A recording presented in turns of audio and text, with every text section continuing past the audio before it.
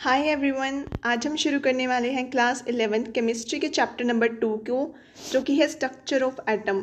इस पूरी video series में हम एक वीडियो में एक टॉपिक कवर करने वाले हैं और आज हम करेंगे डिस्कवरी ऑफ इलेक्ट्रॉन। शुरू करते हैं। The diversity of chemical behaviour of different elements can be traced to the differences in the internal structure of atom of these elements। अगर हमें किसी एलिमेंट्स के केमिकल बिहेवियर को स्टडी करना है तो हमें सबसे पहले उसके इंटरनल स्ट्रक्चर के बारे में पता होना चाहिए।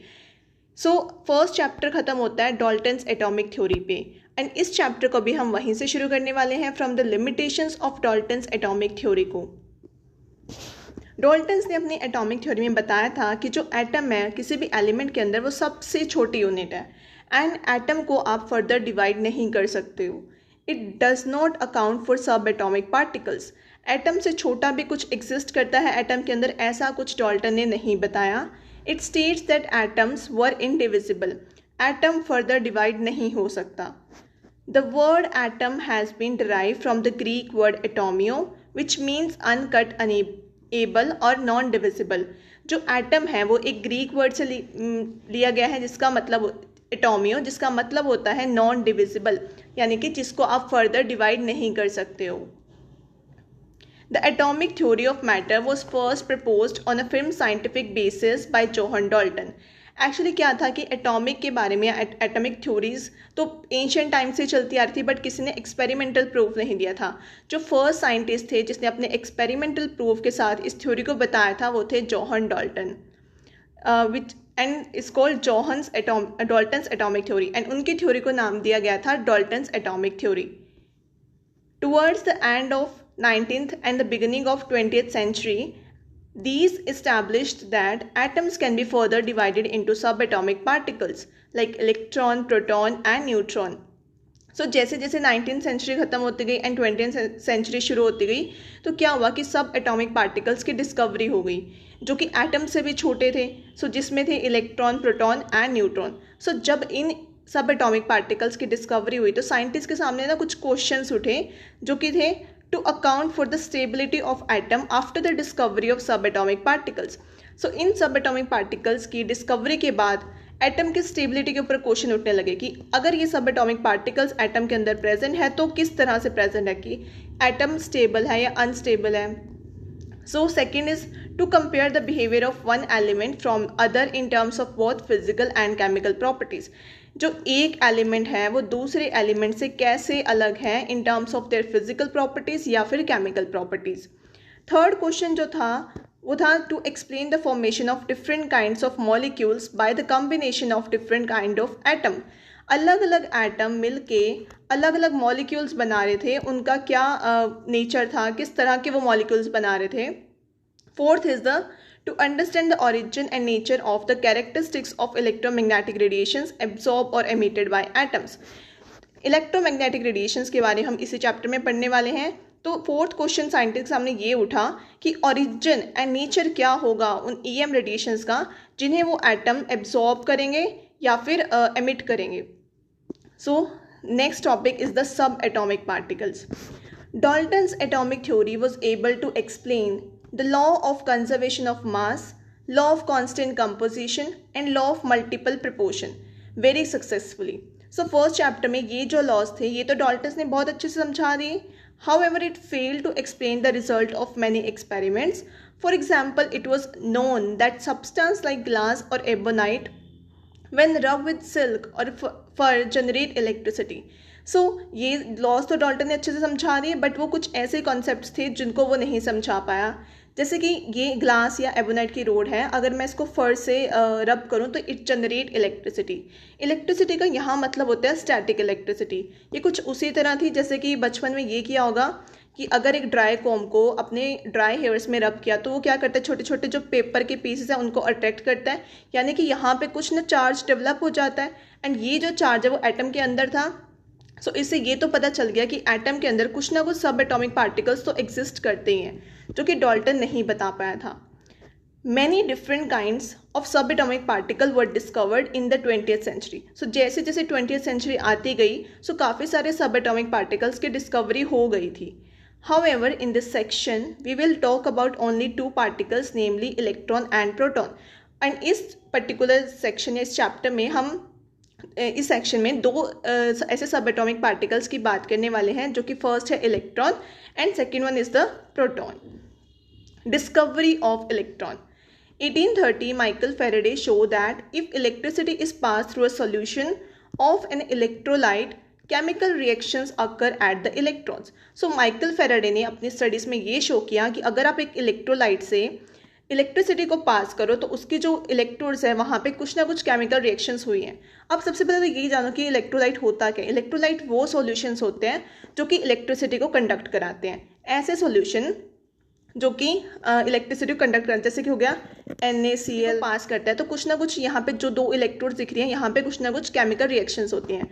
वो रिएक्शंस क्या होते हैं कि यहाँ पे एक ये थी आपकी इलेक्ट्रोड, एक ये इलेक्ट्रोड थी. हो सकता है कि जैसे जैसे इसमें से इलेक्ट्रिसिटी पास हो तो यहाँ से कुछ जो इसका पार्ट है वो इसमें लिबरेट हो गया, तो यहाँ से ये जो पार्ट है वो ऐसे ये वाली इलेक्ट्रोड ऐसे बन गई. एंड जो ये वाली इलेक्ट्रोड थी हो सकता है इसके पास कुछ डिपॉजिट हो गया यहाँ तक, इसके यहाँ पे कुछ पार्टिकल्स आके इकट्ठा हो गए. तो मतलब यहाँ पे कुछ ना कुछ तो रिएक्शंस हुई है. इसका कुछ पार्ट डिजोल्व हुआ यहाँ सॉल्यूशन में एंड इसके पास कुछ पार्टिकल आके अटैच हो गए, which result in the liberation and deposition of matter at the electrolyte. मतलब कुछ ना कुछ जैसे इलेक्ट्रिसिटी कंडक्ट की तो कुछ ना कुछ तो यहाँ पे केमिकल रिएक्शंस हुई है जिसकी वजह से दोनों इलेक्ट्रोड्स पे कुछ लिबरेट हुआ एंड कुछ डेपोजिट हुआ. यानी कि फिर से पता चला कि कुछ सब एटॉमिक पार्टिकल्स हो रहे थे कि प्रेजेंस की वजह से ऐसा कुछ हुआ है. He formulated certain laws which you will study in class 12th. These results suggested the particulate nature of electricity. इनको फर्दर आप क्लास 12th में पढ़ोगे. An insight into the structure of atom was obtained from the experiments on electrical discharge through gases. So इसका जो experimental evidence था वो दिया गया electrical discharge of gas. ठीक है, ये जो particular electrical discharge of gas था ये एक्सपेरिमेंट था जिससे हमें पता चला डिस्कवरी ऑफ इलेक्ट्रॉन के बारे में. तो इसको पढ़ने से पहले हमें एक लाइन को बहुत अच्छे से ध्यान में रखना है, which is like charges repel each other and unlike charges attract each other. जो सेम चार्ज होते हैं वो एक दूसरे को रिपेल करते हैं एंड जो अनलाइक चार्ज होते हैं वो एक दूसरे को अट्रैक्ट करते हैं. 1850s many scientists, mainly Faraday, began to study electrical discharge in particularly evacuated tube known as cathode ray discharge tube. So cathode ray discharge tube के अंदर ये सारा एक्सपेरिमेंट हुआ. बट NCERT में क्या है कि इतना एक्सप्लेन से बता नहीं रखा, बहुत ही कंफ्यूजिंग लैंग्वेज है. तो ये देखो थोड़ा सा इसको इजी करने के लिए मैंने नोट्स बनाए हैं. So under ordinary conditions gases are poor conductor of electricity. Actually हुआ क्या यहाँ पे, ये जो gas cathode ray gas discharge tube है इसके अंदर क्या किया गया. A cathode ray tube is made of glass containing two thin pieces of metal called electrode sealed in it. एक कैथोड रे ट्यूब ली, यहाँ पे क्या किया, दो साइड्स पे इलेक्ट्रोड्स लगाए गए एंड इसको पूरा सील कर दिया. Electrical discharge through the gases could be observe only at very low pressure and at very high voltage. So जो गैस का डिस्चार्ज हुआ वो सिर्फ दो ही कंडीशंस पे मिला हमें. एक तो लो प्रेशर का कंडीशन था and second one is the high voltage. But low pressure पर ही क्यों मिला इसको समझते हैं. सो यहाँ पे 1, 2 and 3 कंडीशंस है. यहाँ पे देखो जो यहाँ पे प्रेशर है वो मैक्सिमम प्रेशर है एंड जो प्रेशर की वजह से यहाँ पे जो गैस के पार्टिकल्स हैं वो क्या बिल्कुल पास है. तो यहाँ से जो पार्टिकल पास है इनके पास बहुत ही कम स्पेस है मोशन करने के लिए. अगर पार्टिकल मोशन ही नहीं करेंगे तो उनके अंदर कैसे चार्ज डेवलप हुआ या फिर वो कैसे एनर्जी एक्वायर करेंगे. अगर इस प्रेशर को धीरे धीरे करके रिलीज कर दिया गया, मतलब ये प्रेशर है वो उठा दे, तो जो एलिमेंट्स हैं उनके पास काफ़ी ज़्यादा स्पेस है या फिर जो गैस के पार्टिकल्स हैं उनके पास बहुत ज़्यादा स्पेस है. सो यहाँ पे क्या होगा कि ये जो पार्टिकल्स है ये रैंडम मोशन करेंगे एंड इनके पास इनफ स्पेस होगा यहाँ पे मोशन करने के लिए.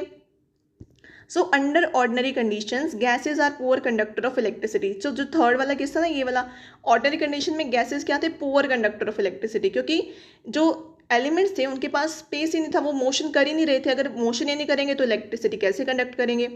When high voltage is applied to them at very low pressure, जब प्रेशर को बहुत कम कर दिया गया ये फर्स्ट वाली कंडीशन के according, the gas become conductors. तो गैस के पार्टिकल्स ने क्या किया, इलेक्ट्रिसिटी कंडक्ट करना शुरू कर दिया. The discharge tube filled with gas under study and 2 electrodes are connected to the source of a high voltage. So यहाँ पे अगर नहीं visible है, so this is a negative electrode and this is a positive electrode. and ये जो setup है glass rod का, इसके अंदर हमने गैस को पास कराया उसकी स्टडी करने के लिए. सो फर्स्ट क्या कंक्लूड कर सकते हैं, normal pressure nothing is observe even by applying high voltage.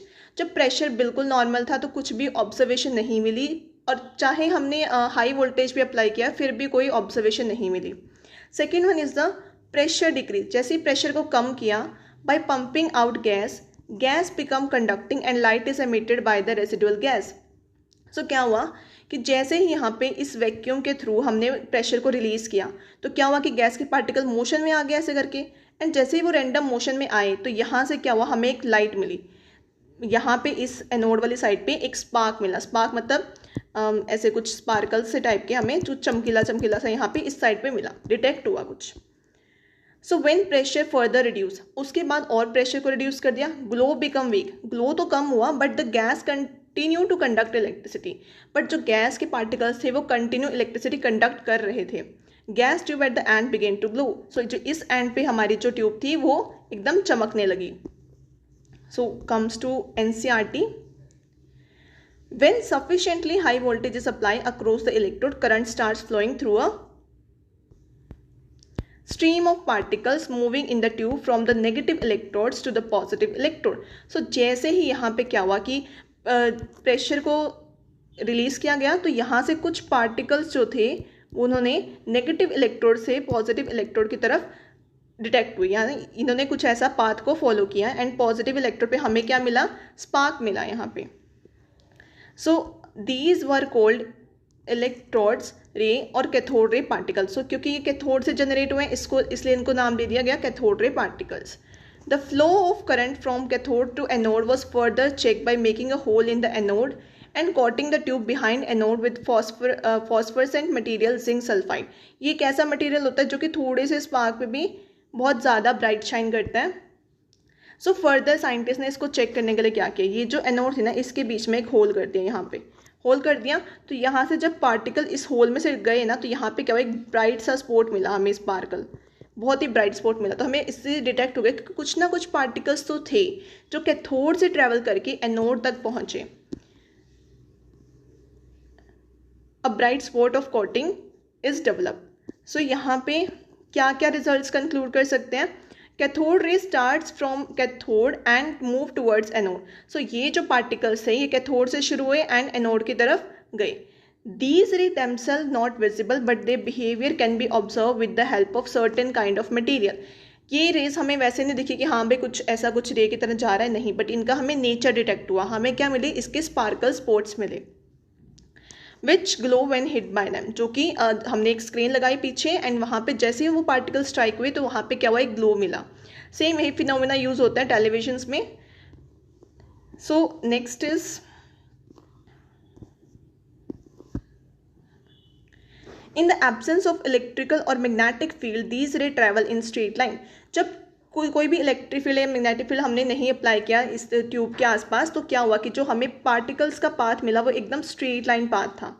In the presence of electrical and magnetic field the behaviour of cathode rays are similar to that expected from negatively charge particles.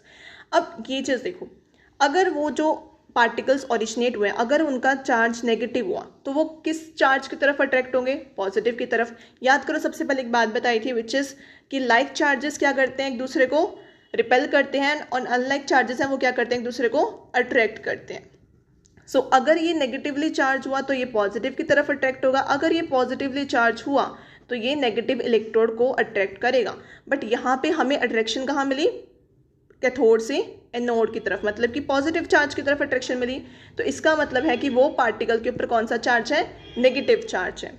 So in the presence of electrical, तो जैसे ही यहाँ पे electrical field apply किया गया, ये cathode ray tube थी, सो इसके दोनों एंड पे, यहाँ पे नेगेटिव यहाँ पे पॉजिटिव. सो एक ऐसे करके हमने इलेक्ट्रिक फील्ड यहाँ पे अप्लाई किया तो ये कैथोड रे पार्टिकल थे ना, ये NO प्लस चार्ज जो है यहाँ से इसकी तरफ होते गए एंड फिर प्लस की तरफ गए. यहाँ से क्या है, रिपल्शन मिला, यहाँ से देखो कितना स्पेस है, एंड यहाँ पे क्या हुआ, अट्रैक्शन मिला यहाँ पे.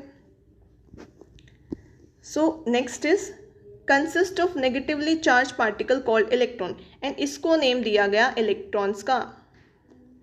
These particles of cathode ray do not depend upon the material of the electrode and nature of the gas present in the cathode ray। and ये जो particles है ना तो ये इलेक्ट्रोड के मटेरियल के ऊपर कि इलेक्ट्रोड किस मटेरियल की बनी गई है, एंड ना ही उसके गैस के नेचर के ऊपर डिपेंड है कि गैस का नेचर कैसा है। So next is the next is the charge to mass ratio of electron. British physicist J.J. Thomson measured the ratio of electrical charge to the mass of electron by using cathode ray tube applying electrical and magnetic field perpendicular to each other as well as to the path of electron। So बाद में क्या किया, J.J. Thomson ने इसी gas discharge tube को study किया and उन्होंने एक और कॉन्सेप्ट दिया which is the mass charge to mass ratio of electron with the help of by applying electrical and magnetic field perpendicular to this charge tube। Thomson argued that the amount of deviation of the particle from their path in the presence of electrical and magnetic field depends upon।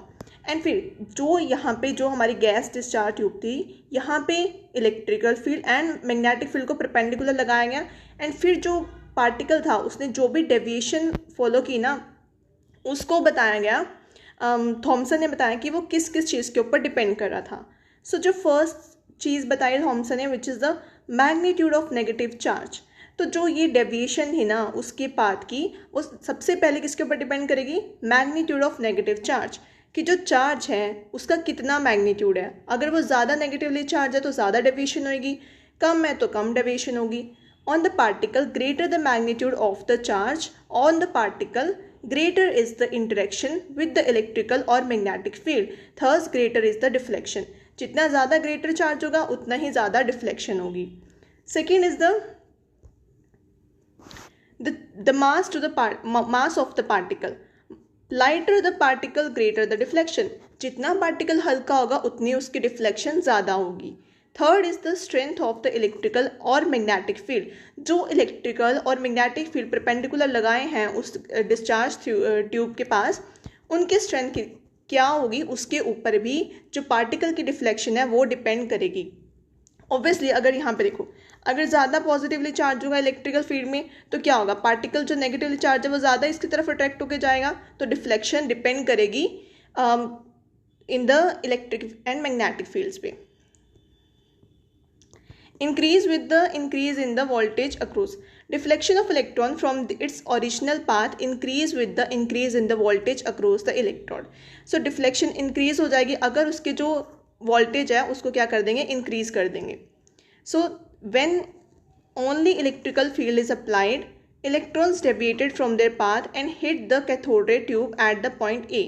So जैसे ही सिर्फ electrical field को apply किया गया यहाँ पे, सो यहाँ से ये जो कैथोड है यहाँ से पार्टिकल आए and this is your electrical field, this is positive charge, this is negative charge and this is the magnetic field north pole and south pole. So ये रहा electrical field positive charge negative charge and ये रहा magnetic field which is north pole and south pole and these two are perpendicular to each other. So जैसे first case में सिर्फ और सिर्फ electrical charge था, मतलब यहाँ पे इलेक्ट्रिकल फील्ड थी, यहाँ पे प्रेजेंस थी, सो पार्टिकल ऐसे गया एंड क्योंकि पॉजिटिव चार्ज है, क्योंकि हमें पता है कि जो यहाँ पे पार्टिकल जाएगा वो इलेक्ट्रॉन है विच इज़ नेगेटिवली चार्ज, तो पॉजिटिव चार्ज की तरफ अट्रैक्ट होकर जाएगा, तो वो हमें पार्टिकल मिला ए पॉइंट पे। सो ए पॉइंट पे हम बोल सकते हैं दैट वी हैव फाउंड, यहाँ पे हमें मिला electrical field. Next is the similarly when only magnetic field is applied, electron strikes the cathode ray tube at point C। so इसी तरह जब सिर्फ मैग्नेटिक फील्ड अप्लाई किया गया, अब यहाँ पे जो है कि इलेक्ट्रिक फील्ड नहीं है सिर्फ मैग्नेटिक फील्ड है, अगर इस इलेक्ट्रिक फील्ड को यहाँ पे हटा दें एंड सिर्फ ओनली मैग्नेटिक फील्ड प्रेजेंट हो ये वाला, तो हमें यहाँ पे जो भी स्पोर्ट था वो हमें मिला यहाँ पे पॉइंट नंबर सी पे हमें मिला due to magnetic field. Third one is the by carefully balancing the electrical and magnetic field strength, it is possible to bring back the electron to the path follow as in the absence of electrical or magnetic field they hit the screen at point B। so जब electrical and magnetic field नहीं था, ये हमने अभी ऊपर पढ़ा कि in the absence of electrical and magnetic field जो ये गैस डिस्चार्ज ट्यूब थी यहाँ से नेगेटिव से पॉजिटिव की तरफ पार्टिकल ने क्या किया, स्ट्रेट लाइन में फॉलो किया, मतलब कोई डिफ्लेक्शन मिली नहीं उसको, ऐसे ही करके अगर ये जो इलेक्ट्रिकल फील्ड है इसको एंड जो मैग्नेटिक फील्ड है यहाँ पे इसको प्रॉपरली बैलेंस आउट कर दें तो हमें जो पॉइंट मिला वो मिला बी पे, जो कि सेम वही था जबकि electrical and magnetic field absence हो। सो इसको प्रॉपर बैलेंस कर लें, ये एक दूसरे के इफेक्ट को कैंसिल आउट किया तो फाइनली हमें पोजीशन कहाँ पे मिली, बी पे, जब हमारी बैलेंस कंडीशन थी। ए पे मिला जब इलेक्ट्रिकल फील्ड, सिर्फ इलेक्ट्रिकल फील्ड अप्लाइड था। सी पे मिला जब ओनली मैग्नेटिक फील्ड था। एंड बी पे जब दोनों को बैलेंस आउट कर दिया। सो इसी को स्टडी करके it is possible to bring back J Thomson थे, उन्होंने चार्ज टू मास रेशियो बताई थी of electron by carrying out accurate measurements on the amount of deflection, कि कितनी डिफ्लेक्शन हुई ऑब्जर्व बाय द इलेक्ट्रॉन के द्वारा on the electrical field strength और the magnetic field strength. Thomson was able to determine the value of E/me। Here E/me की value इन्होंने ये conclude की, where me is the mass of the electron in kg and E is the magnitude of the charge on the electron in coulombs. So यहाँ पे जो m ही denote करता है, it is the mass of electron जिसको kg में denote किया गया है, and E is the charge on the electron which is in coulomb. Since electrons are negatively charged, so the charge on the electron is negative. So this one is all about the discovery of electron. I hope ये concept आपको समझ आया होगा। अगर समझ आया तो please comment करके ज़रूर बताना, and thank you so much for watching.